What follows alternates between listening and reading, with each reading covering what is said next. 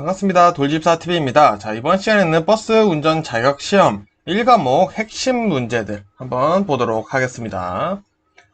자, 첫 번째, 시내버스 운송사업과 농어촌 버스 운송사업의 운행 형태 한번 보도록 하겠습니다. 총 4가지가 있고요. 첫 번째는 광역급행형입니다. 자, 고속도로, 도시고속도로, 주간선도로를 사용하고 있고요. 기점, 종점으로부터 5km 이내로 정류소를 4개 정차하는 기준으로 되어 있습니다. 또한 기점으로부터 7.5km 이내에 위치한 2개 정류소는 추가가 가능하다는 특징 시험 문제 나오고 있고요. 두 번째는 직행 좌석형입니다. 각 정류소에 정차를 하죠. 자, 둘 이상의 시나 도를 걸쳐 노선이 연장되는 경우가 있습니다. 자, 그럴 때는 정류소의 2분의 1 이내의 범위로 그 정류소 수를 조절해야 한다라는 특징이 시험에 나오고 있고요. 자, 좌석형은 그냥 각 정류소에 정차를 한다 보시면 되겠고요. 일반형은 시내 일반 버스를 사용해 각 정류소에 정차한다 보시면 되겠습니다. 자, 그럼 시외 버스 운송 사업의 운행 형태 보겠습니다. 자, 시외 버스는 3가지고요. 먼저 고속형, 고속버스 있죠? 그래서 시외 고속버스, 시외 우등 고속버스 마찬가지고요. 자, 운행 거리가 100km 이상인 경우, 그리고 60% 이상 고속도로를 운행하는 경우에는 한 개소의 중간 정차가 가능하다라고 되어 있습니다. 자, 그리고 직행형은요, 시외 직행버스를 사용하죠. 자, 마찬가지 한 개소 이상 정류소에 정차하는 형태를 가지고 있고요. 100km 미만, 60% 미만 고속도로 운행 시에는 정차를 하지 않는다라는 특징이 고속형과 조금 다르죠. 자, 요런 내용들 지금 시험에 나오고 있습니다. 자, 그리고 일반형은 시외 일반 버스를 사용하여 각 정류소에 정차를 하는 것이 특징이다 보시면 되겠고요. 자, 이번엔 신호기의 뜻 한번 보겠습니다. 자, 여러 가지가 있는데 우리 시험에 나오는 내용들만 좀 볼게요. 먼저 황색의 등화입니다. 자, 우리 교차로에서 주황불이 켜졌을 때 지나가도 되나? 아니면 꼬리 물기의 기준이 뭔가 궁금하신 분들 있죠? 자, 내용 보시면 차만은 정지선이 있거나 횡단보도가 있을 때는 그 직전이나 교차로 직전에 정지하여 하며, 자, 이미 교차로에 차마가 일부라도 진입한 경우에는 신속히 교차로 밖으로 진행해야 된다. 즉, 자, 내가 교차로에 진입을 했는데 황색불이 켰어요. 그러면은 지나가라는 뜻이고요. 진입하기 전에 황색불이 켰으면은 멈춰야지 우리 단속 대상이 되지 않는다는 겁니다. 자, 그리고 황색 등화의 전멸과 적색 등화의 전멸 차이점 볼게요. 자, 우리 신호등에 황색 등화가 전멸되고 있어요. 자, 그런 경우에는 자, 주의하면서 진행할 수 있다. 무슨 뜻이냐? 서행해서 그냥 진행하라는 뜻이죠. 자, 근데 적색 등화, 빨간색이 전멸되고 있어요. 자, 그런 경우는 정지선이나 횡단보도가 있을 때는 그 직전의 교차로에, 직전에 일시 정지한 후, 파악한 뒤에 서행하면서 지나가라는 뜻입니다. 그래서 황색 등화의 전멸과 적색 등화의 전멸 차이 잘 외워주시면 되겠습니다. 자, 그리고 안전표지 우리 종류 물어보는 문제가 나오고 있어요. 총 5가지가 있고요. 우리 요것만 외워주시면 됩니다. 주의표지, 규제표지, 지시표지, 보조표지, 노면표지가 있습니다. 그래서 주규지 번호, 주규지 번호, 안전표지는 주규지 번호다 라고 외워주시면 될 것 같고요. 자, 이번에는 우리 도로의 최고속도와 최저속도 한번 외워볼게요. 우리 기본적으로 일반 도로에서는 1차로인 경우는 60이 최고고요. 2차로 이상이면 80입니다. 자, 때에 따라서 50km로 되는 경우도 있고요. 최소속도는 없죠. 자, 근데 고속도로가 문제입니다. 편도 1차로는 80까지고요. 최저는 50입니다. 자, 2차로 이상의 고속도로부터는 100까지고요. 자, 80까지인 경우가 있죠. 적재 중량 1.5톤을 초과하는 화물자동차, 특수자동차, 위험물 운반자동차, 건설기계가 해당되고요. 최소속도는 똑같습니다. 매시 50입니다. 자, 근데 이제 경찰청장이 지정 고시한 노선의 구간의 고속도로 있죠. 자, 그런 경우는 매시 120까지 가능하고요. 즉 110도 가능하다는 겁니다. 자, 그리고 기본적으로는 90까지 되어 있는 친구들이 이제 마찬가지 똑같죠. 우리 적재 중량 1.5톤을 초과하는 화물자동차, 특수자동차, 위험물 운반자동차, 건설기계 등이 존재한다 보시면 되겠고요. 최저속도는 똑같죠. 자, 그리고 자동차 전용도로는 매시 90까지 가능하고요. 최저속도는 30까지다 보시면 되겠습니다. 자, 그리고 우리 기상, 악천후시 감속 운행 기준 볼게요. 자, 최고속도 20%, 50% 감속해야 되는 기준이 있는데 20%인 경우에는 먼저 비가 내려서 노면이 젖어 있는 경우입니다. 두 번째로는 눈이 20mm, 2cm 미만으로 쌓인 경우고요. 자, 그럼 최고속도 50% 절반을 줄여야 되는 경우는 폭우, 폭설, 안개 등등 기상, 악천후로 인해 가시거리가 100m 있는 경우는 무조건 50% 줄여줘야 된다 보시면 되고요. 노면이 얼어붙은 경우 눈이 20mm, 2cm 이상 쌓인 경우는 최고 속도에서 50% 감속해야 된다. 즉 100km/h 최고 속도인 경우에 눈이 많이 왔어요. 2cm 이상 쌓인 경우는 50% 감속을 해라 라는 거 시험 문제로 나오고 있습니다. 자, 그리고 정차, 주차 금지 구역 한번 볼게요. 자, 교차로, 횡단보도, 건널봉이나 보도와 차도가 구분된 도로의 보도.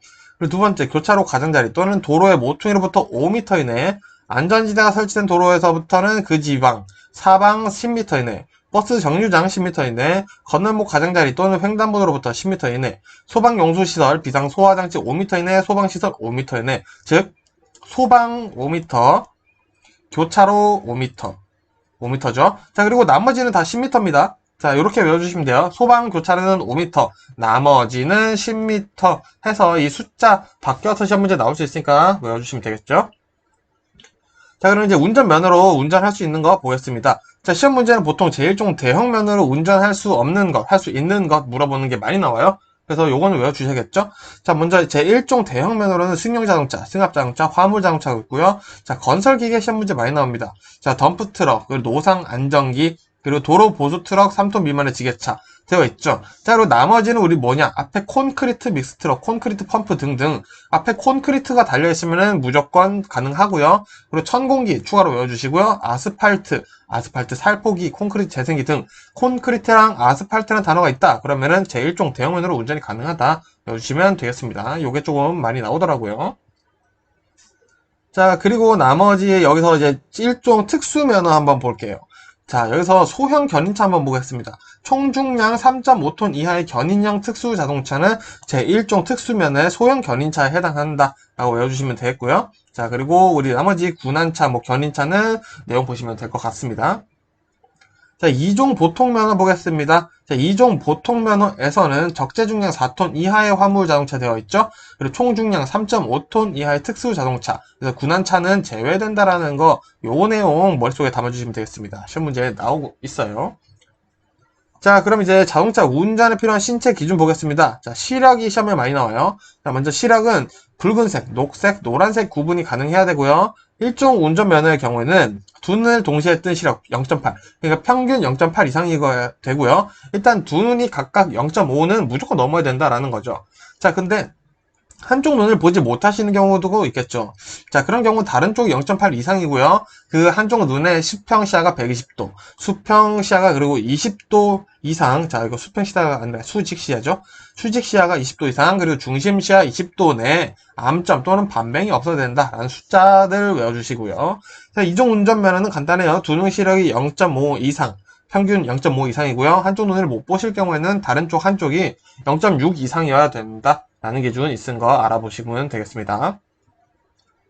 자, 그럼 이번에는 교통사고 결과에 따른 벌점 기준 보겠습니다. 자, 요 내용이 나오죠, 시험에. 자, 사망 1명당 90점, 중상 1명당 15점, 경상 1명당 5점, 부상 1명당 2점입니다. 자, 그래서 보통 기준은 사망 1명, 사망의 기준은 뭐냐? 72시간, 3일 이내에 돌아가신 그런 분들은 이제 사망사고다라고 보시는 거고요.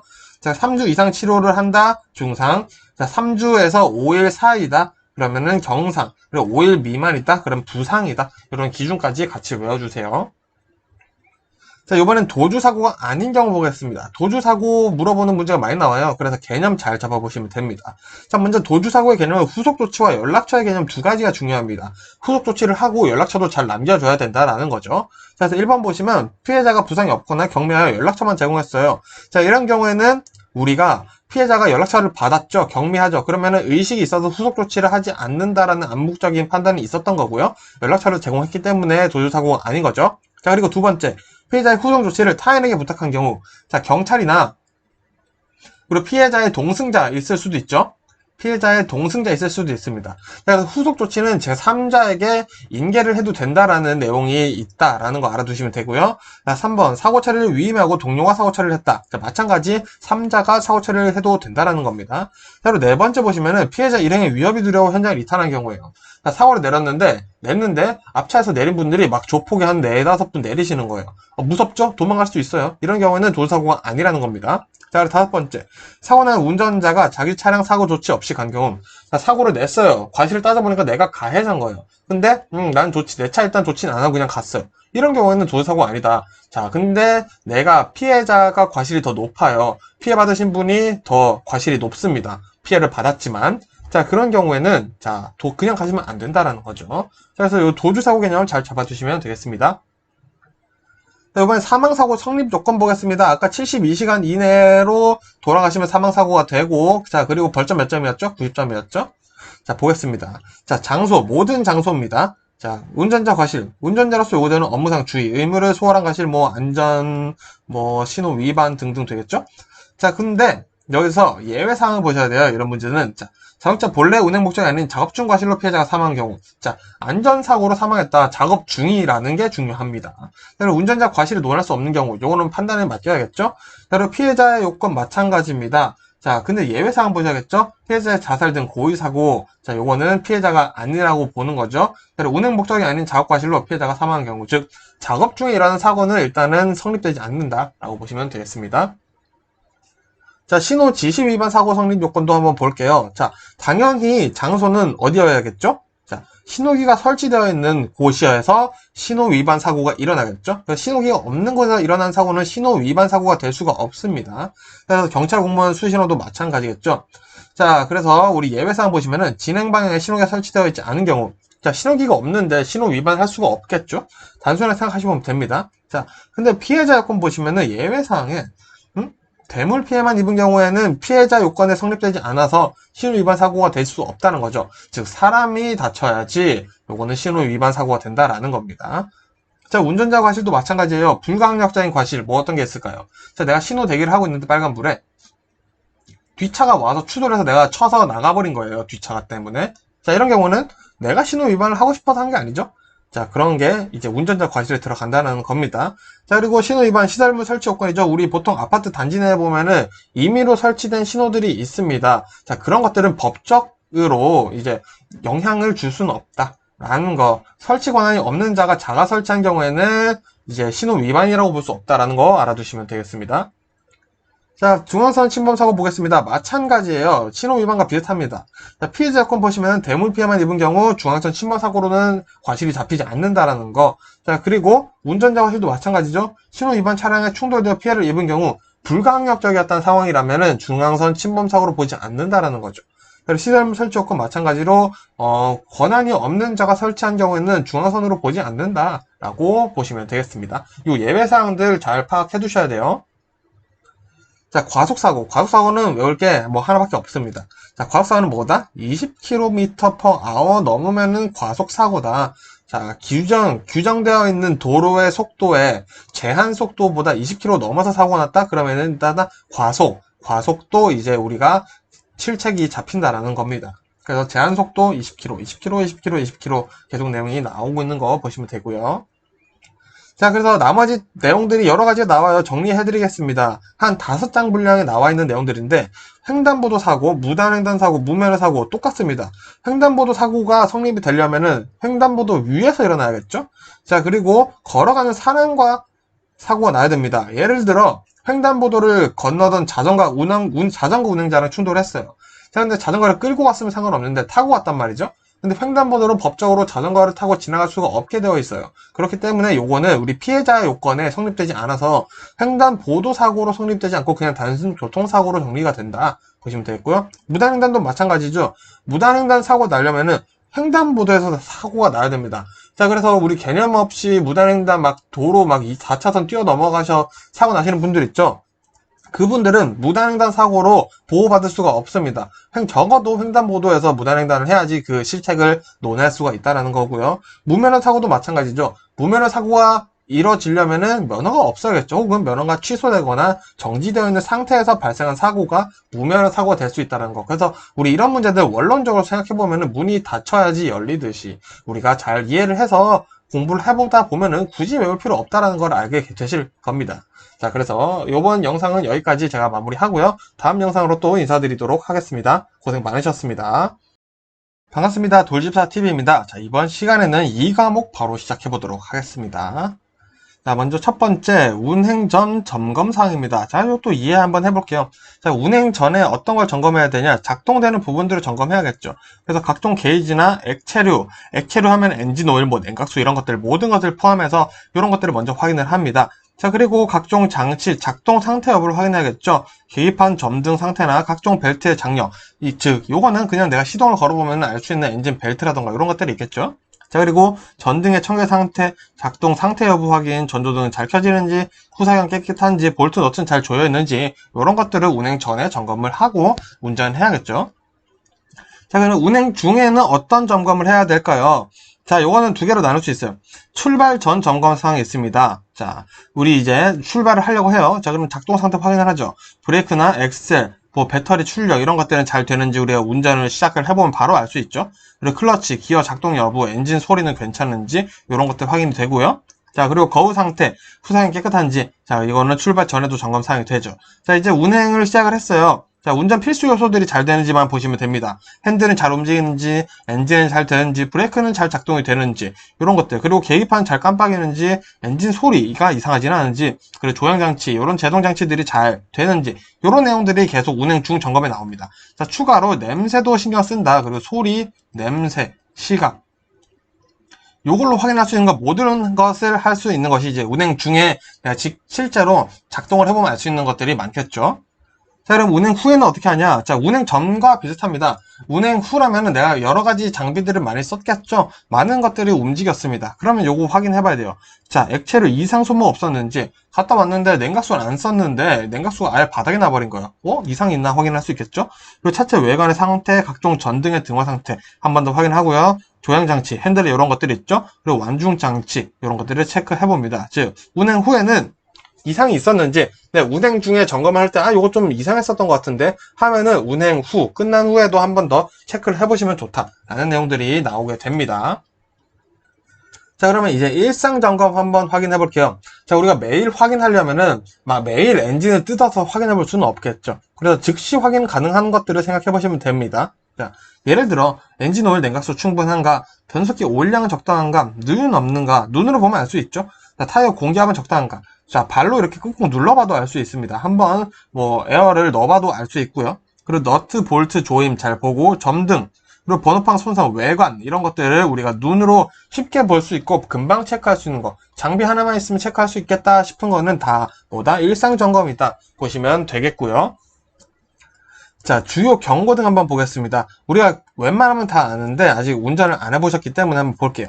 자, 브레이크 에어 친절하게 나와있죠? 브레이크 에어 경고등 문제가 있다. 배터리 충전, 배터리 모양 같죠? 배터리 충전해주세요 라는 뜻이고요. 자, 요렇게 생겼다. 자, 배기 브레이크 표시 등이다 보시면 되겠고요. 자, 요렇게 생겼다. 왕관이 뒤집어져 있죠? 제크 브레이크 표시 등이다 보시면 되겠고요. 자, 체크 엔진을 체크하래요. 엔진 정비 지시 등이고요. 자, 돼지꼬리, 돼지 두 마리가 있습니다. 엔진 예열이 잘 되고 있다 라는 거 보시면 되겠습니다. 요 정도 우리가 다른 거는 다 보셔서 아시는데 요건 좀 처음 보실 것 같아서 넣었고요. 자, 그리고 우리 워터 뭐가 있을까요? 냉각수밖에 없죠? 자, 오버히트 너무 뜨거워요. 수온이 너무 뜨겁습니다. 경고등이고요.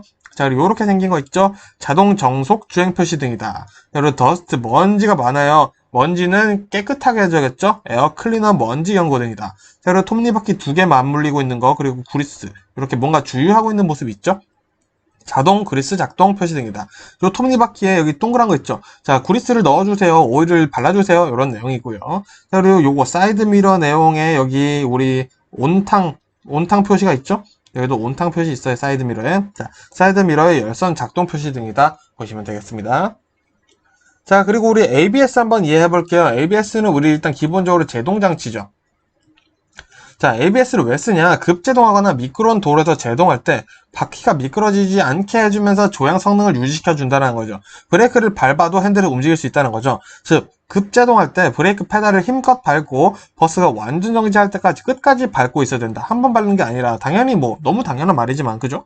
ABS는 결국 급제동할 때도 핸들 조향이 가능하다는 거고요. 옆으로 미끄러지는 위험은 방지할 수가 없어요. 대신 접지면이 많으면 역할 발휘를 아주 잘한다라는 거. 즉 똑같죠. 브레이크도 자갈반, 흙 이런 데서 울퉁불퉁하면 효과가 당연히 적을 수밖에 없겠죠. 자, 이 내용들이 시험에 나오고 있다라는 겁니다.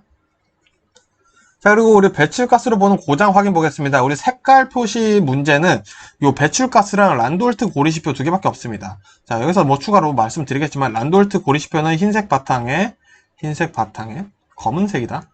요거 뭐 말씀드리겠지만 일단 알아두시고요. 자, 배출가스 한번 볼게요. 배출가스가 무색, 청색이다. 정상이에요. 검은색은 불완전 연소입니다. 자, 에어클리너 엘리먼트가 막히거나 연료장치가 고장 등에 나타날 수 있고요. 백색, 흰색이죠. 다량 혹은 소량도 상관없습니다. 다량, 소량의 엔진 오일이 실린더 위로 올라가서 연소하는 거예요.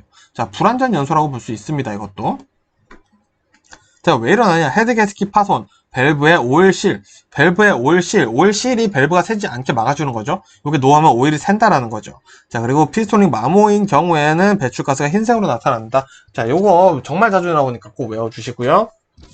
엔진 오버히트에 대한 내용 한번 볼게요. 자, 엔진 오버히트 너무 뜨거운 거죠?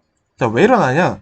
자, 너무 뜨거운 이유. 일단 기본적으로 봤을 때 냉각 장치들이 원활한 역할을 하지 않을 수 있어요. 뭐, 라디에이터 캡이라던가.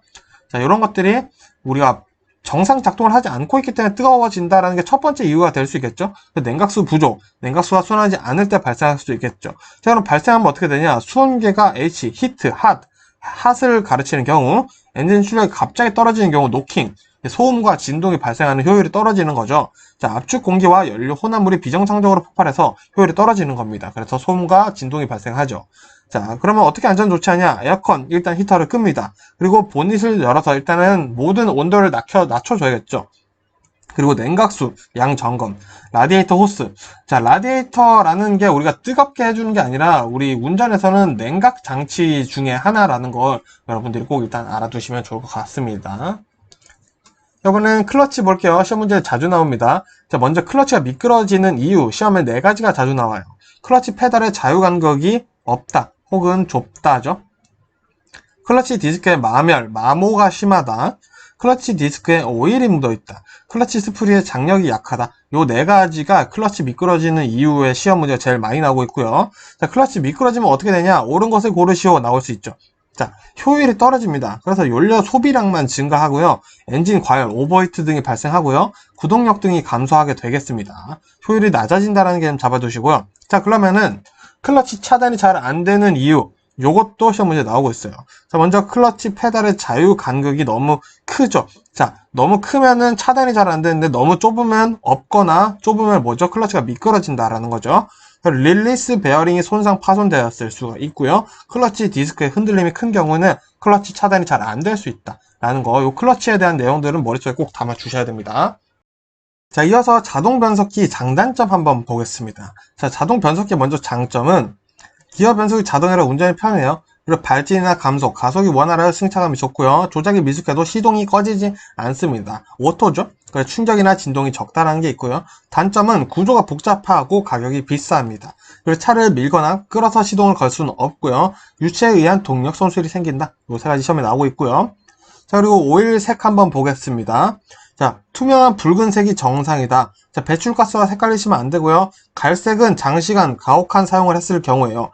자, 검은색은 클러치 디스크 기어가 마멸돼서 나타날 수 있고요. 백색은 오일에 수분이 유입된 경우고요. 자, 니스 모양으로 된 경우는 오일이 고온에 노출된 경우다 라는 거 정도 오일 색깔도 같이 외워주시면 돼요. 자, 배기가스랑은 내용이 전혀 다르죠. 자, 이번엔 타이어들 한번 알아보겠습니다. 자, 타이어는 크게 2가지만 보시면 되는데요. 먼저 튜브리스 타이어요. 자, 튜브가 없어요. 자, 고속주행 시 펑크가 났을 때 안전하기 위해서 만든 타이어입니다. 그래서 튜브가 타이어에 비해 공기압을 잘 유지합니다. 자, 못에 찔려도 유리가 박혀도 공기가 바로 빠지지 않기 때문에 그나마 안전하고요. 타이어 내부가 비어있어서 주행 중 발열이 적습니다. 그리고 튜브 고장이 없죠. 왜? 튜브가 없으니까요. 자, 대신 못이나 유리 조각 이런 것들에 손상되면 수리가 굉장히 어렵습니다. 자, 그리고 림이 변형되면 공기가 바로 샌다라는 거 보시면 되겠습니다. 자, 2번째는 레디얼 타이어입니다. 자, 기본적으로 레디얼 타이어는 안정성을 위한 타이어예요. 고속주행 시에도 안정하기 위해서 만들어진 게 레디얼 타이어입니다. 그렇기 때문에 승차감이 좋지 않아요. 하지만 접지 면적이 크기 때문에 땅과 붙어있는 부분이 크다라는 거죠. 더 안전하고요. 회전할 때 구심력이 좋기 때문에 안전하고, 고속주행할 때 안정하다. 그리고 스탠딩 웨이브 현상이 잘 안 생긴다라는 거. 자, 스탠딩 웨이브가 뭐냐? 자, 여기 그림 보시면은 타이어가 지금 앞으로 주행하고 있어요. 자, 그러면 여기 땅과 부딪힌 부분에 열이 발생합니다. 자, 그래서 타이어가 일시적으로 쭈글쭈글해져요. 근데 빙글 도는 와중에 다 식는다라는 거죠. 다 식어서 다시 돌아와야 되는데 너무 빨리 차가 달리다 보니까 이 타이어가 열 때문에 쭈그러진 부분이 식기도 전에 또 오다 보니까 타이어가 쭈그러진 상태죠. 그래서 진동이 발생한다라는 겁니다. 그래서 뭐 차량마다는 다르지만 시험 문제에서는 125km/h 전후에서 발생하는 게 스탠딩 웨이브다라는 거 같이 알아두시면 되겠습니다. 이번에 현가장치 보겠습니다. 완충장치죠. 우리 스프링 이렇게 되어 있는 속칭으로는 쇼바라고도 하죠. 자, 주요 기능은 뭐냐? 자동차 높이 유지, 그리고 노면의 충격 완화, 그리고 올바른 휠 얼라인먼트. 휠 얼라인먼트는 조향장치입니다만 연결되어 있죠. 그리고 차체 무게 지탱, 그리고 타이어 접지 상태 유지, 그리고 주행 방향을 일부 조정해주는 것들이 있습니다. 자, 그래서 스프링이라고 다 현가장치인 건 아니고요. 우리 시험에 나오는 4가지 외우겠습니다. 판 스프링, 코일 스프링, 토샴바 스프링, 공기 스프링이고요. 자, 우리는 버스 시험이죠. 그러면은 판 스프링이 정답으로 나올 가능성이 가장 높다라는 거 알아두시면 되겠습니다. 그리고 뭐 현가장치의 스프링 종류가 아닌 것은 하고 물어볼 수 있기 때문에 이 4가지 정도는 꼭 외우도록 하겠습니다. 자, 계속해서 조향장치 보도록 하겠습니다. 자, 한번 기본적인 그림 한번 보도록 할게요. 자, 도로교통공단에서 가져왔고요. 자, 우리가 보통 핸들, 조향 핸들에서 이렇게 쭉 와서 피트먼 암 거쳐가지고 이렇게 내려옵니다. 자, 그래서 앞차축으로 연결되는데 여기 타이로드라는 게 있죠. 자, 이 타이로드, 그리고 너클함, 이런 것들로 해서 핸들로 연결된다. 자, 이 타이로드의 위치 한번 봐놓을게요. 타이로드, 우리 앞바퀴 정렬할 때 중요한 게 이따 말씀드리겠지만 토인인데, 자, 이 토인이 잘 되기 위해서 조절하는 것이 타이로드입니다. 자, 이것도 시험 문제 나오고 있으니까 알아두시고요. 자, 그러면 이제 휠 얼라인먼트, 어벤져스 4명의 친구들 한번 보겠습니다. 정말 중요해요. 자, 먼저 캠버입니다. 자, 그림 보시면은 자동차를 앞에서 봤을 때 앞바퀴의 좌우 각도입니다. 자, 그래서 이게 뭐 하냐? 차축이 휘는 것을 방지하고 하중을 받았을 때는 앞바퀴 아래쪽이 벌어지는 것을 방지해준다 보시면 되겠고요. 자, 두 번째는 캐스터입니다. 자, 자동차를 옆에서 봤을 때 차축을 고정하는 조향축의 앞뒤 각도를 보는 겁니다. 자, 얘는 뭐 하냐? 주행 중 조향바퀴에 방향성을 부여하고 보온력을 준다. 무슨 말이냐? 자, 직진성을 부여한다는 겁니다. 직진이 잘 되게 해준다라는 게 캐스터죠. 자, 이번 토인 볼게요. 앞서 말씀드렸죠. 자, 자동차 앞바퀴 부분에 이 A 부분이 뒷부분보다 더 좁은 것을 토인이라고 합니다. 자, 근데 이 A가 B보다 만일에 크다? 그러면 토 아웃이죠. 그런 경우는 아까 뭘로 조절한다라고 했죠? 타이로드로 조정한다라는 것까지 같이 외워두시고요. 자, 이 토인이 잘 돼 있어야지 앞바퀴가 평행하게 회전되고요. 타이어 마멸이 줄게 됩니다. 토인은 좋은 거예요, 굉장히. 앞바퀴 옆으로 미끄러지는 걸 방지하고 토아웃을 방지하는 것들이 토인이다. 토인 개념은 정말 꼭 잡아두셔야 됩니다. 자, 그리고 조향축 혹은 킹핀 정상각이라고 나오고 되고요. 얘는 혼자 있지 않습니다. 캠버 혹은 캐스터와 같이 작용을 해요. 그래서 캠버와 같이 작용하게 되면은 핸들의 조작을 가볍게 하고요. 캐스터와 작용하면 앞바퀴의 보건성을 부여한다. 아까 말씀드렸던 직진성을 부여한다라는 거고요. 자, 추가로 앞바퀴가 심의현상을 일으키지 않게 합니다. 심의현상이란 뭐냐? 요거는 뭐 딱히 나쁜 거다라고 할 수는 없습니다. 모든 자동차는 빨라지게 되면은 바퀴가 흔들리게 되죠. 자, 근데 차량마다 그 속도의 기준이 다를 뿐입니다. 이거는 뭐 과학적이고 아주 물리적인 현상이기 때문에 어쩔 수 없지만, 그래도 이 심의 현상을 덜 일으키게 해주는 친구가 누구다? 조향축 혹은 킹핀 경사각이다 라는 거 알아두시면 되겠습니다. 자, 이번엔 제동장치 보겠습니다. 브레이크죠. 그래서 우리 풋브레이크, 주차브레이크, 감속브레이크 있는데, 자, 먼저 감속브레이크는 우리 풋브레이크, 발로 밟는 브레이크의 보조로 사용됩니다. 자, 왜? 우리 풋브레이크를 너무 많이 사용하다 보면은 뜨거워져요. 우리 마찰을 회전하는 것을 꽉 잡아주는 것이 브레이크이다 보기 때문에 열이 생기죠. 그래서 베이퍼록이나 페이드 현상이 일어날 수 있는데요. 베이퍼록은 뭐냐? 이 브레이크 오일이 기포가 생기는 겁니다. 뜨거워지다 보니까 끓을 수 있겠죠. 근데 기포가 생겨서 브레이크가 잘 작동하지 않는 거예요. 왜? 지나친 마찰열 때문인 거고요. 자, 페이드 현상은 뭐냐? 브레이크 라이닝이나 브레이크 드럼의 변형이 오는 거예요. 자, 오일이 묻어서 어떻게 보면 그냥 쉽게 생각하시면 미끄러진다라고 생각하시면 됩니다. 그래서 고속에서 풋브레이크를 계속 잡다 보면 마찰이 심해지죠. 그래서 라이닝과 드럼이 먼저 과열되어서 브레이크가 미끄러져 버리는 그런 것이다 보시면 되겠습니다. 그래서 추가로 마찰 에너지는 과적과 무거워질수록 그 에너지가 커지고요. 빨라질수록 커진다라는 거 개념도 같이 잡아두시면 되겠습니다. 자, 우리 끝으로 자동차 검사가 필요한 이유 4가지 한번 같이 보도록 하겠습니다. 자, 우리 자동차 검사 왜 하냐? 국민 생명 보호예요. 자동차 결함 관련 교통사고를 예방하는 거고요. 대기환경, 자동차 배출가스 규제로 대기환경 개선을 하고요. 질서 확립, 불법 개조나 안전기준 위반 차량한 색출, 이런 불법 튜닝한 차량들을 잡겠다는 거고요. 국민 피해 예방 있습니다. 자동차 보험 미가입 차량, 교통사고 예방, 이런 뭐 대포차들을 잡겠다는 거죠. 그래서 요 자동차 검사를 해서 요 네 가지를 우리가 확인하겠다라는 게 시험에 나오고 있고요. 자동차 종합 검사 개념 한번 잡아보도록 하겠습니다. 자, 자동차 정기 검사와 배출가스 정밀 검사를 통합하고 검사 시기도 통합하고자 하는 제도라는 거. 자, 근데 만일에 예를 들어서 자동차 정기 검사는 2월 1일인데 배출가스 정밀 검사는 뭐 2월 10일이에요. 자, 그러면은 우리는 언제 자동차 종합 검사를 받아야 되냐? 자, 요 자동차 정기 검사 만료일을 기준으로 잡아주시면 된다라는 거 또한 시험에 나오고 있습니다. 자, 두 번째 자동차 안전 검사 분야, 자동차 배출가스 정밀 검사, 각종 기능 검사를 받은 경우에는 종합 검사를 받은 것으로도 인정을 해준다라는 거 보시면 되겠습니다. 자, 그래서 이번 영상 이 과목은 여기서 마무리하고요. 저는 또 다음 영상으로 인사드리도록 하겠습니다. 고생 많으셨습니다.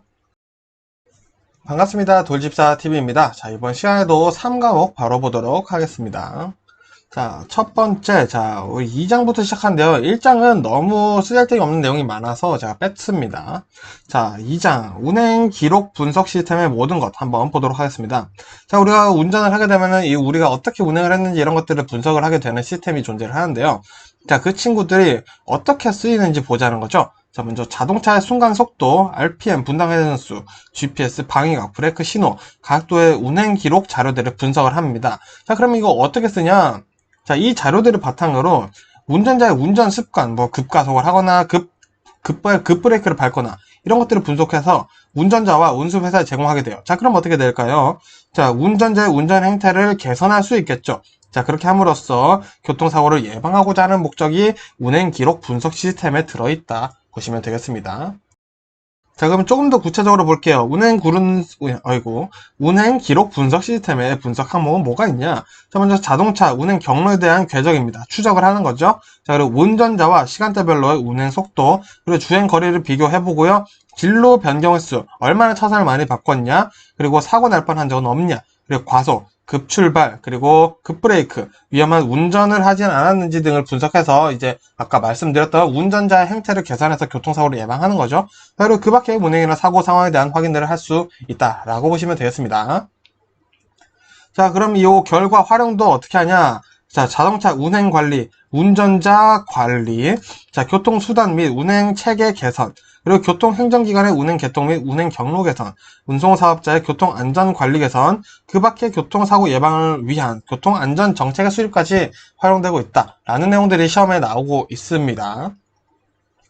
자, 이번에는 자동차의 여러 가지 물리적 현상 한번 보겠습니다.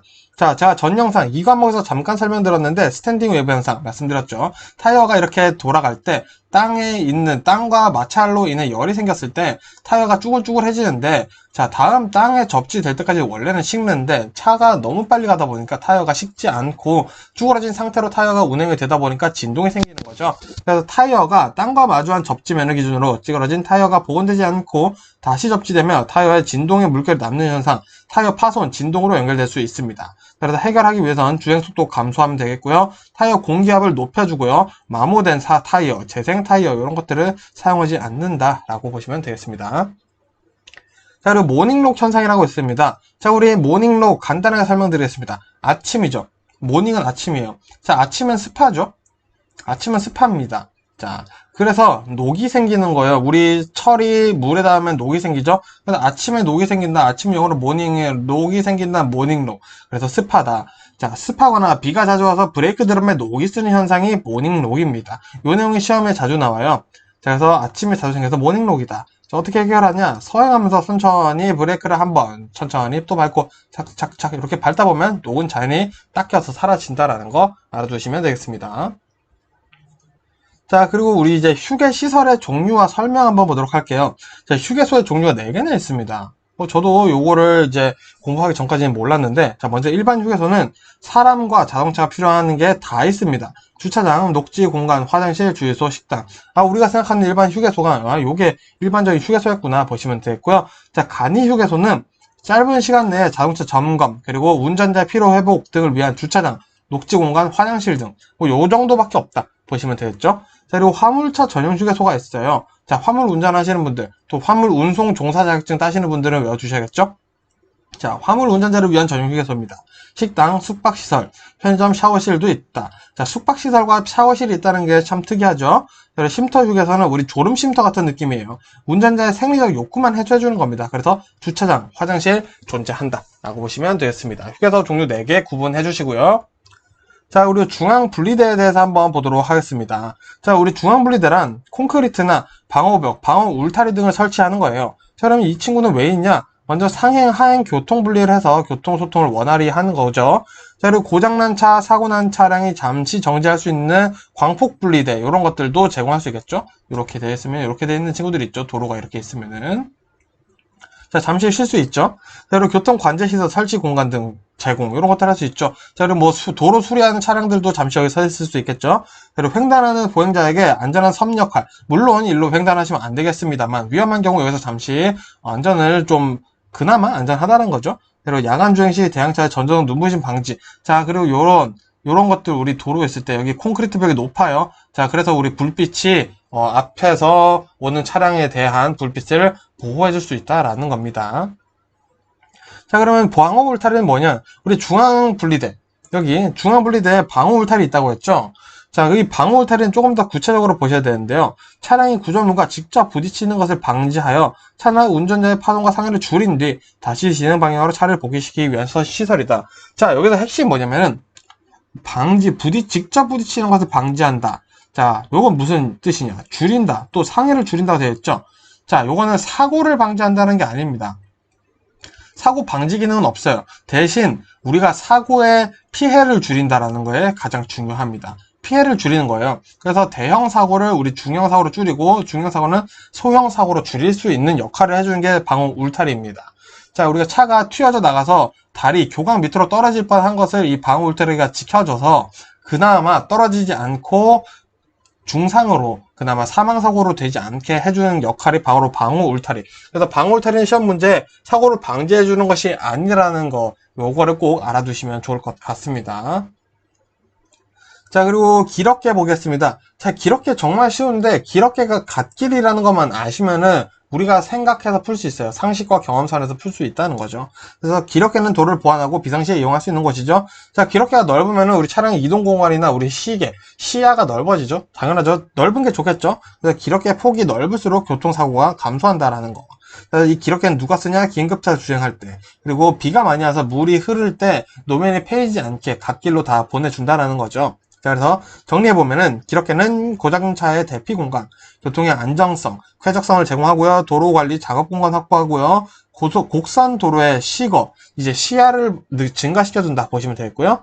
보행자의 통행 장소로도 사용 가능하다. 자, 물론 통행하면 안 되겠지만 사고가 났을 경우에는 자, 대피를 할 수 있게 기럽게를 이용해 주시면 된다라는 겁니다. 자, 그리고 우리가 5장 안전운전 기술에서 눈여겨볼 거는 일단 먼저 계절별 유의사항입니다. 우리나라는 사계절이 뚜렷하죠. 그래서 우리 봄부터 보면요. 자, 봄에는 우리 새벽에 도로가 얼어있죠. 그 지반이 약해져서 낙석이나 도로에 균열이 있을 수 있고요. 자, 왜? 얼어있던 땅들이 녹으니까 그렇겠죠. 그리고 봄에 황사 있죠. 시야 문제 있습니다. 그리고 봄에 갑자기 기온이 천천히 올라가다 보니까 막 몸이 나른해지는 이런 충곤증 있을 수 있겠죠. 그래서 졸음운전 야기되고요. 보행자 돌발 상황에 늘 대비해야 됩니다. 자, 개학 시즌이므로 어린이 사고, 노약자 사고가 증가하겠죠. 우리 3월에 개학하죠? 개강합니다. 자, 그래서 우리 어린이 사고가 증가할 수 있다는 거 알 수 있고요. 자, 이런 경우 충분히 휴식을 해줘야 된다라는 거 있습니다. 그래서 우리가 여름, 가을, 겨울도 살펴볼 건데 우리 계절별 우리가 알고 있는 경험상 알고 있는 특성들을 떠올려서 요렇게 되면 요런 사고 날 수 있겠다. 충분히 생각해서 풀 수 있는 문제들이 나오고 있으니까 실수만 하지 않으시면 됩니다. 자, 여름도 볼까요? 비 많이 오죠? 장마 있죠? 장마 무더위 있습니다. 그럼 어떤 일들이 일어날까요? 자, 불쾌지수가 올라가요. 그래서 여러 가지 복합적 작용으로 교통사고가 날 수 있고요. 물이 많이 고여서 급제동 유의해야 됩니다. 수막 현상 주의해야 되죠. 자, 그리고 열대야 때문에 잠을 못 자요. 졸음운전이 일어날 수 있죠. 자, 불쾌지수 일어나서 난폭운전, 다툼, 경적이 증가합니다. 자, 그리고 보행자들이 우산을 쓰고 다녀요. 그래서 보행자들이 시야가 좀 좁아집니다. 그래서 보행자 사고가 오히려 증가하는 곳이다 라고 보시면 되겠고요. 자, 굉장히 덥죠. 냉각수 점검 잘 해주셔야 되고요. 차량 내 습기 잘 제거해 주셔야 됩니다. 자, 마찬가지 계절 문제는 우리가 읽어보면 충분히 이해가 돼요. 자, 가을도 볼까요? 자, 가을의 특징 외워주실 거는 안개. 안개는 봄에도 많지만 가장 많은 것은 가을이다. 라는 거 시험 문제 나오고 있고요. 자, 안개로 인해 새벽에는 노면이 얼기도 해요. 블랙아이스가 생길 수도 있다는 거죠. 그래서 제동사고 발생할 수도 있고요. 자, 우리 단풍이 참 이뻐요. 여행도 많이 가고, 우리 야유회 이런 거 많이 하죠. 그러다 보니까 운전하면서 주의력이 많이 떨어집니다. 그리고 농번기, 우리 농번기죠. 그러다 보니까 우리 국도 같은 데서는 농번기, 뭐 지게차, 뭐 수학기 이런 것들에 대한 사고들이 많이 발생한다라는 거 보시면 되겠고요. 자, 그리고 가을 말에는 갑자기 기온이 떨어지다 보니까 춥죠. 꽃샘추위 같아요, 막. 자, 꽃샘추위 물론 봄이지만요. 자, 보행자들의 주의력이 하락할 수 있고요. 행락철 사고로 이제 주의를 해줘야 된다. 자, 이렇게 이해를 해보시면 되겠습니다. 자, 겨울은 우리 추워요. 춥고 춥습니다. 자, 그래서 얼어요. 빙판길 충돌, 추돌 사고, 도로 이탈 사고 발생하고요. 먼 거리의 도로가 평탄해 보이는 이런 착시 효과가 일어납니다. 실제는 빙판길, 블랙아이스 주의하셔야겠죠. 눈엔 보이지 않지만 노면이 얼어 있는 거죠. 자, 그리고 보행자들이 춥다 보니까 목적지까지 최단거리 이동합니다. 자, 예를 들어서 이런 거죠. 자, 여기서 제가 건너려고 하는데 횡단보도에 버스 정류장을 가려고 하는데 이렇게 가야 될 거를 춥다 보니까 빨리 갈래 이렇게 가다가 사고가 날 수 있다라는 겁니다. 그래서 자동차가 돌아가는 스핀 현상이 잦고요. 가장 사고가 많은 계절은 겨울이다 라고 보시면 되겠습니다. 자, 그리고 남아서 좀 볼 거는 이제 야간 운전인데요. 자, 야간 운전은 가시거리가 짧죠. 그래서 100m 이내이면 우리 50% 감속해야 돼요. 어두운 경우 때문에 100m 이내로 가시거리가 된 경우도 마찬가지 50% 감속 운전해야 되죠. 또 추가로 뭐가 있었죠? 기억나시나요? 자, 눈이 자, 20mm 이상이다. 이상인 경우, 그리고 가시거리 100m 이내인 경우 뭐 폭우나 또 안개 이런 것들 때문에 일어날 수도 있고요. 또 노면이 얼어 있는 경우 50% 감속해야 된다는 거 한번 다시 떠올려 주시면 되고요. 새로 졸음운전, 서행, 대형차의 전조등, 우리 눈뽕되죠? 이런 거 주의하시고요. 자, 불가피한 상황이 아니라면은 주정차를 웬만하면 하지 않는다라는 게 중요합니다. 새로 안갯길에는 전조등, 안개등, 비상전멸 등을 켜고 운행하는 게 당연하겠죠. 자, 그리고 가시거리 100m 이내면은 뭐죠? 최고속도 50% 감속. 자, 나왔죠? 자, 그리고 커브길에서는 경적을 울리며 나의 위치를 알리래요. 자, 알리래요. 자, 이렇게 나와 있다고 합니다. 자, 그리고 끝으로 우리 경제운전에 대해서 한번 보도록 할게요. 자, 경제운전은 약 방어운전입니다. 보도록 할게요. 자, 경제운전 효과는 어떻게 되냐? 차량 관리 비용, 고장 수리 비용, 타이어 교체 비용 등이 감소한다. 자, 경제운전은 뭐냐? 그러니까 예를 들어서 연비주행하는 거예요. 자, 연비주행은 뭐냐? 브레이크를 최대한 쓰지 않는 거죠. 자, 내가 속도를 줄 것을 감안을 해서 미리 엑셀을 떼는 것이 연비주행인 거죠. 자, 그러다 보면 우리 브레이크 패드도 잘 닳지 않겠죠. 그러면은 남들은 뭐 10,000km에 패드 한번 갈 거 나는 20,000까지 탄다라는 겁니다. 저는 실제로 오토바이가 지금 15,000 됐는데 브레이크 패드를 아직 갈지 않았어요. 너무 쌩쌩하기 때문에. 네, 잠시 자기 자랑 해봤고요. 자, 두 번째는 이제 공해 배출 등 환경 문제 감소, 그리고 교통 안전 증가, 운전자와 승객의 운전 스트레스 감소, 자, 그리고 고장 수리 작업 등의 시간 손실 감소가 될 수 있다라고 보시면 되겠습니다. 자, 그래서 이 경제 운전에 직접적인 영향을 주는 거는 이제 도로의 상태, 울퉁불퉁하면은 경제 운전하기 쉽지 않겠죠? 그리고 날씨, 기상 이런 것들이 되고요. 그리고 타이어의 상태, 엔진의 상태, 그리고 교통 상황, 뭐 차가 너무 막힌다면 경제 운전하기가 사실은 쉽지 않겠죠? 자, 그리고 공기 역학인데 이거는 자, 우리 뭐 대기압이라고 볼 수 있습니다. 자, 대기압이 굉장히 뭐 만일에 높다고 한다면은 또 기분이 좋은데 또 저기압이면 기분이 낮죠. 자, 요런 것들이 심지어는 영향을 미치고 또 이제 물리적으로도 영향을 줄 수 있다라는 내용이 나오고 있으니까 공기 역학까지 같이 외워주시면 될 것 같습니다. 자, 이렇게 해서 3과목 중요한 내용들 살펴봤고요. 전 또 4과목으로 인사드리겠습니다. 고생 많으셨습니다. 반갑습니다. 돌집사TV입니다. 자, 이번 시간은 마지막 과목인 4과목 바로 보도록 하겠습니다. 자, 첫 번째 1장이죠. 자, 여객 운수 종사자의 기본 자세 나옵니다. 자, 그래서 굉장히 상식적이고 우리가 경험으로 풀 수 있는 문제들이 많이 나옵니다. 그래서 간단히 볼 건데요. 자, 먼저 올바른 서비스 제공의 5요소 보겠습니다. 자, 단정한 용모 및 복장, 공손한 인사, 친근한 말, 따뜻한 응대, 밝은 표정, 너무 당연한 말이죠. 자, 그래서 우리 1장에 있는 내용들은 보통 어떻게 생각하면 문제를 풀 수 있냐면은 우리가 할아버지, 할머니에게 어떤 예의를 갖춰야 할까 이렇게 고민만 해봐도 충분히 풀 수 있는 문제들이 상당히 많습니다. 자, 그러면 우리가 외워야 될 것만 외우면 되겠죠. 자, 이런 것들입니다. 서비스의 특징 7가지 볼게요. 자, 무형성, 우리 서비스는 눈에 보이지 않죠? 자, 그리고 동시성, 생산과 소비가 동시에 일어납니다. 즉, 재고가 없다는 뜻입니다. 자, 그리고 인적 의존성이죠. 자, 이 서비스는 결국 사람이 만들어주는 거죠. 사람 바이 사람인 거죠. 자, 그리고 소멸성. 이 서비스는 공급하는 동시에 사라져요. 자, 이 동시성과 비슷한 말이죠. 자, 그리고 무소유권입니다. 자, 우리 서비스는 우리가 내가 누린다라고 생각하지만 사실은 뭐 그런 것은 아니라고 볼 수 있겠죠. 자, 누리는 것이지 가지는 것은 아니다. 이렇게 개념 잡으시면 될 것 같고요. 자, 그리고 변동성 보시면 상황, 시간에 따라 변할 수 있어요. 자, 그리고 사람에 따라 그 서비스 형태가 바뀔 수 있겠죠. 자, 그리고 다양성, 승객 개개인의 욕구와 감정에 따라 다르다라는 거 이 서비스의 특징 7가지 정도 외워주시면 시험 풀 수 있겠고요. 자, 다음 문제. 승객을 위한 행동 예절을 피해 위에 필요한 8가지 보겠습니다. 자, 이 8가지 중에서 먼저 시험에 제일 자주 나오는 게 직업관이에요. 자, 이 직업관 한번 이해해 보겠습니다. 자, 바람직한 직업관 3가지는 소명의식을 가진 직업관, 그리고 사회 구성원으로서 역할 지향적인 직업관, 내가 사회에 기여하고 있다라는 거고요. 그리고 미래지향적인 전문 능력 중심의 직업관, 나는 버스 운전을 하는 전문 기사다라고 가지는 직업관이 중요하다라는 거죠. 자, 그럼 바람직하지 못한 직업관은 뭐냐? 생계 유지용 직업관, 그리고 기속적 직업관, 학연 지연에 의존하는 거죠. 그리고 차별적 직업관, 육체 노동직을 무시하거나 이런 것들을 포함되겠고요. 그리고 폐쇄적 직업관은 이제 신분, 성별로 개인 능력을 차단하는 것이다 라고 나와 있습니다. 자, 그럼 2장 볼게요. 자, 운수 종사자가 알아야 할 응급처치 방법들 보겠습니다. 자, 먼저 운전자 상식에 대해서 보도록 할 건데요. 자, 교통사고 용어 정리 한번 해보겠습니다. 자, 1과목에서도 나온 내용이니까 중요하겠고요. 자, 대형사고는 3명 이상 사망하면, 자, 30일 이내에 3명 이상이 사망했다. 그럼 대형사고고요. 20명 이상이 사상, 다쳤다. 그럼 대형사고가 됩니다. 자, 중대사고는 전복사고, 화재사고, 사망자 2명 이상, 사망자 1명, 그리고 중상 3명 이상, 그리고 중상자 6명 이상 사고는 중대사고라고 보는 거고요.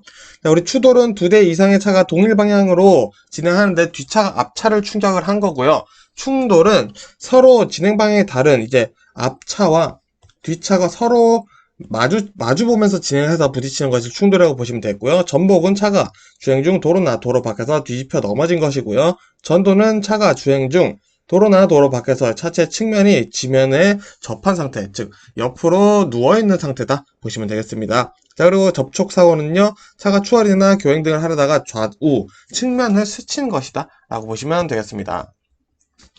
자, 그리고 우리 버스 운전석 위치 따른 버스 종류 2가지만 보도록 하겠습니다. 자, 본인 버스는요, 운전석이 엔진 뒤쪽에 있습니다. 자, 그리고 캡 오버 버스는 운전석이 엔진 위에 있죠. 자, 우리 보통 보면은 버스의 엔진은 우리 뒤에 있어요. 자동차 맨 뒤에 있죠. 그리고 운전석이 이렇게 있죠.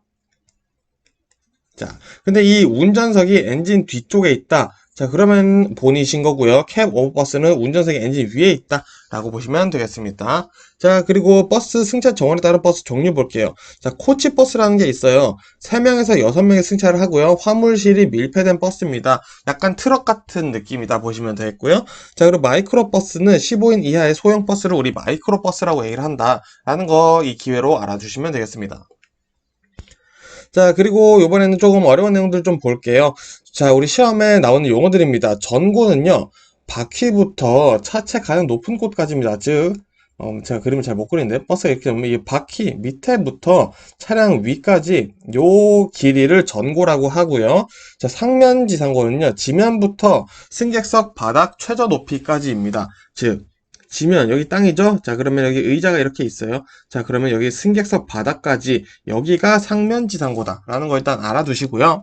자, 요 전고와 상면지상고에 따라서 버스의 종류가 달라집니다. 자, 우리 고상버스는 전고가 3.4에서 3.5m 내외예요. 자, 그리고 상면지상고가 890mm 내외로 되어 있습니다. 그래서 이 고상버스가 가장 보편적이라고 보시면 되겠고요. 초고상버스, 고상버스보다 더 높은 거죠. 전고가 3.6m 이상부터 시작을 하고요. 상면지상고는 동일합니다. 자, 근데 이 기준 그 높이는 동일한데 이상이라고 되어 있죠. 자, 그래서 이 890mm를 기준으로 해서 나누어진다. 890mm 넘으면은 초고상 버스, 그 아래면은 고상 버스다. 그래서 초고상 버스는 조망이 좋겠죠. 그래서 관광용 버스구나라고 이해하시면 됩니다. 자, 그리고 저상 버스 보겠습니다. 상면 지상고가 340mm 이하예요. 자, 왜? 우리 교통 약자를 위한 때문이죠. 임산부, 노약자, 어린이, 또 이제 장애를 가지신 분들 위한 버스, 우리 저상 버스다 라고 잘 알고 계실 거라고 생각합니다. 자, 근데 이 숫자 기준 시험에 나오고 있으니까 잘 외워주시고요. 자, 그러면 이제 교통사고 발생 시 조치사항 보겠습니다. 자, 이 교통사고 났을 때 가장 최우선은 사상자 구호입니다. 자, 사상자 구호. 자, 그리고 가장 마지막은요, 신고입니다. 즉, 우리가 사고가 났을 때 신고부터 해야 된다는 생각을 여기서는 버리셔야 된다는 거죠.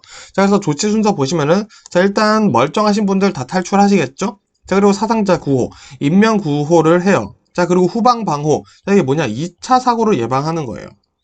자, 2차 사고를 예방합니다. 그 다음에 신고를 하다. 그 다음에 이제 갓길 밖으로 벗어나 대기를 하는 거죠. 자, 요 조치 순서의 개념 잘 잡아주셔야 됩니다. 자, 그러면 이 조치 어떻게 하냐? 차량 고장 시 운전자의 조치 사항이죠. 자, 일단 비상 전멸등을 먼저 켜고 기럭기에 정차합니다. 자, 그리고 비상 전화를 하기 전에 신고 전이죠. 자, 후방에 경고 반사판 설치한다. 왜? 2차 사고 방지하는 것이 우선이라고 말씀드렸습니다. 자, 그리고 전화, 신고죠. 전화하고 나서 차량 대기하는 것이 아니라 조금 벗어난 곳으로 안전한 곳으로 가서 대피를 한다라고 되어 있습니다. 그리고 밤에는 500m 지점에 식별 가능한 섬광, 전기를 설치해서 2차 사고를 예방해야 되고요.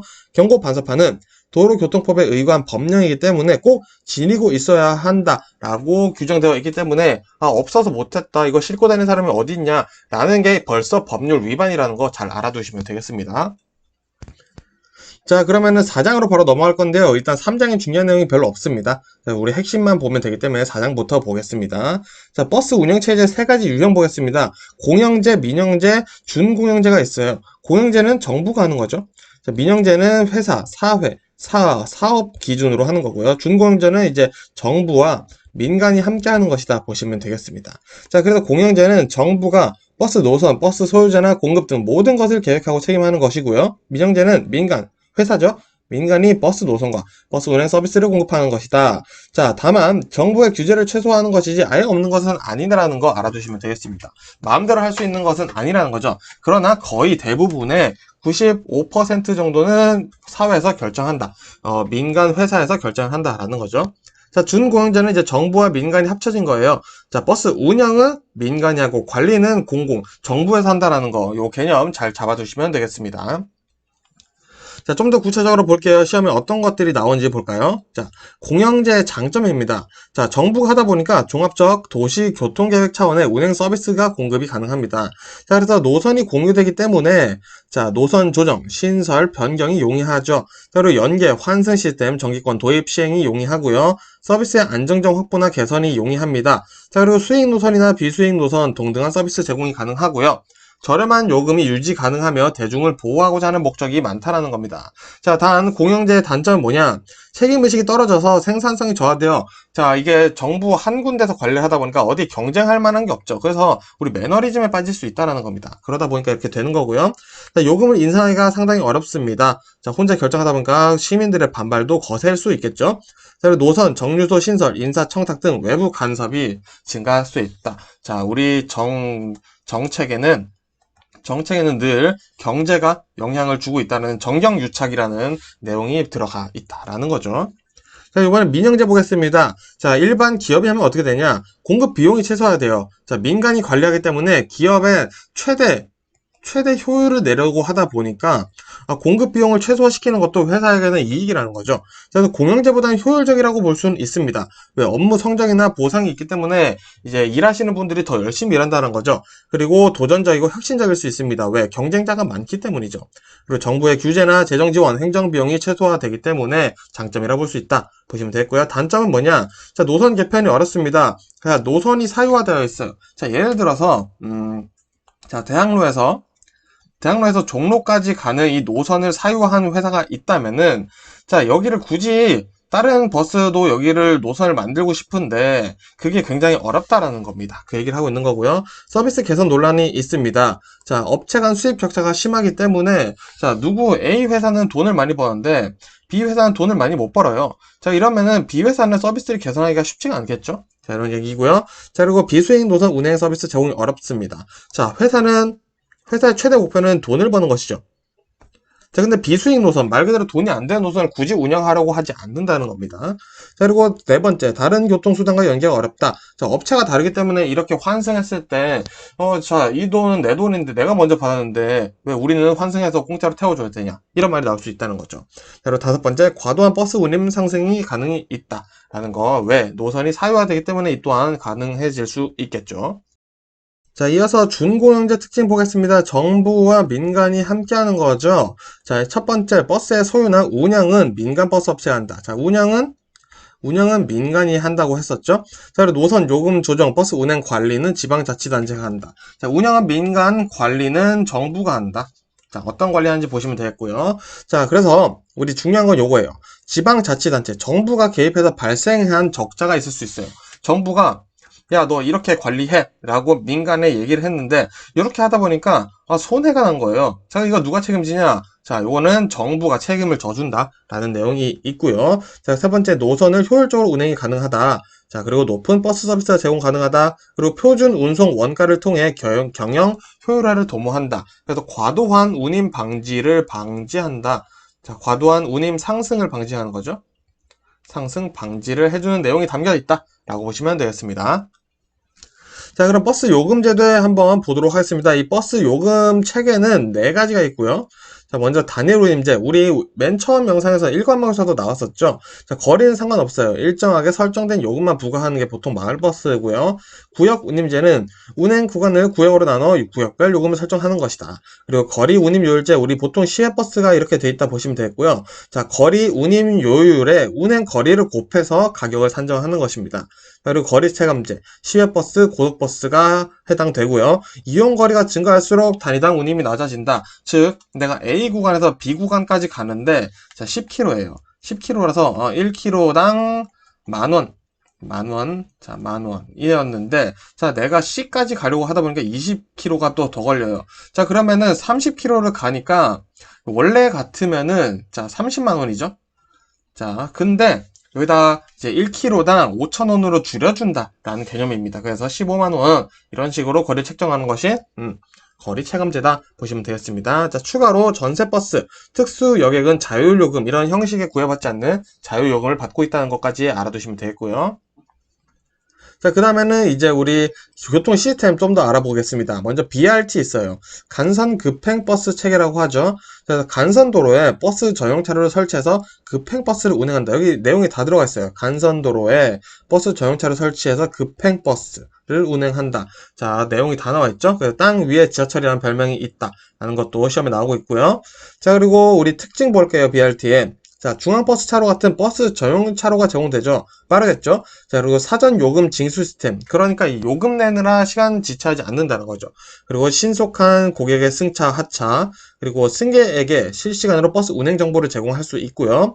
다섯 번째는 다른 교통수단과 연계까지 가능하다. 터미널, 정류소 운영으로 가능하다라는 거죠. 자, 그리고 여섯 번째, 지능형 교통 시스템, ITS를 활용한 첨단 신호체계 운영을 하고 있다. 자, 요 여섯 번째 내용이 좀 생소하죠? 그래서 이 여섯 개 잘 기억해 주시면 되고요. 6번 특별히 잘 기억해 주시면 되겠습니다.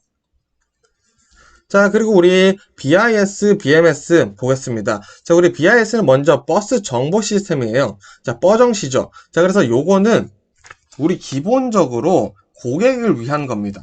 자, BIS는 버스 정류소에 송수신기를 설치해서 버스의 위치와 노선버스 도착 예정 시간을 안내하고 인터넷도 안내해 주는 거예요. 자, 인터넷으로 우리가 출발하기 전에 집에서도 검색해 보면은 우리 집 근처에 정류장에 몇 번 버스가 곧 도착하는구나 이걸 알 수 있죠. 그래서 이 BIS 뻐정시는 고객을 위한 것이다. 고객을 위한 내용이 나왔다. 그럼 무조건 뻐정시다라고 외워주시면 되고요. BMS 버스 운행 관리 정보 시스템은 이제 버스 회사를 위한 겁니다.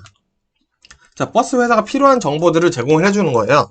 자, 그래서 이 BMS는 버스, 차내 장치를 설치해서 버스와 종합 사령실을 무선으로 연결해 버스 위치, 사고 정보, 이런 배차 시스템, 이런 것들을 관리할 수 있게 버스 회사와 버스 운전자에게 보내주는 시스템입니다.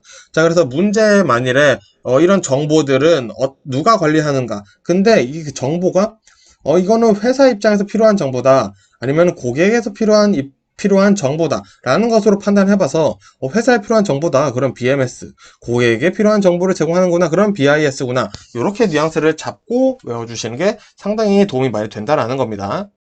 자, 그러면은 이 버정시 BIS 조금 더 이해해 보겠습니다. 자, 우리 고객에게 필요한 거라고 했습니다. 자, 버스 도착 정보 제공, 고객에 필요하죠. 도착 시간, 고객에게 필요하죠. 정류 소간, 주행 시간, 이것도 고객에게 필요하겠죠. 자, 그리고 버스 운행 및 종료 정보 제공, 막차와 첫차인 거죠. 자, 요런 것들이 시험에 나오겠구나 보시면 되고요. 자, 이 버정시를 도입해서 어떤 효과가 있냐? 승객 만족도 향상, 그리고 불규칙한 배차나 결행 해소할 수 있고요. 자, 운전자의 과속, 난폭 운전으로 인한 승객의 불안감을 해소하거나 불필요한 버스 대기 시간을 감소시킬 수 있다. 자, 우리 요거 경험으로 이해를 해보면 충분히 알 수 있겠죠? 자, 그러면 BMS는 우리 버스 회사에 필요한 내용들이라고 했습니다. 자, 그래서 실시간 운행 상태를 파악해요. 자, 그래서 버스 회사에서 버스 운행 실시간 관제, 배차 경영 미준수 버스를 통제를 한다라는 겁니다.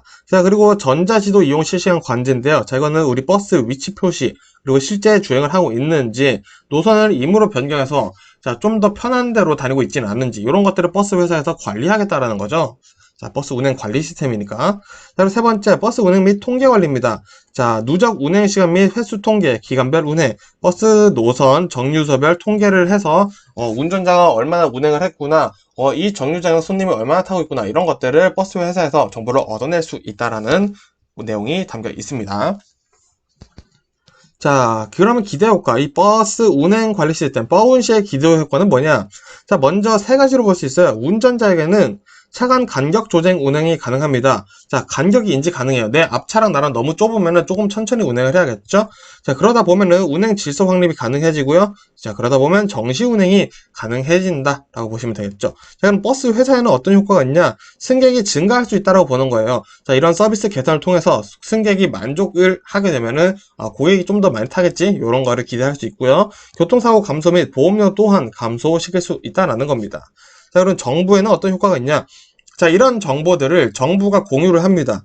자, 그러다 보니까 자가용 이용자를 대중교통 탈 수 있게 정책을 활성화할 수 있고요. 대중교통 정책 수립을 효율적으로 할 수 있겠죠. 자, 그리고 경제성, 정확성, 객관성을 확보해서 자, 정책을 좀 더 잘 세울 수 있다고 볼 수 있겠습니다. 자, 그러면은 이제 끝으로 버스 전용차로 핵심 두 가지 한번 보도록 하겠습니다. 자, 먼저는 가로변 버스 전용 차로예요. 자, 가로변 차로를 버스가 전용으로 통행하는 거죠. 그래서 종일 출근, 퇴근 시간을 지정해서 운영하고 있어요. 상당히 헷갈리고 있지만요.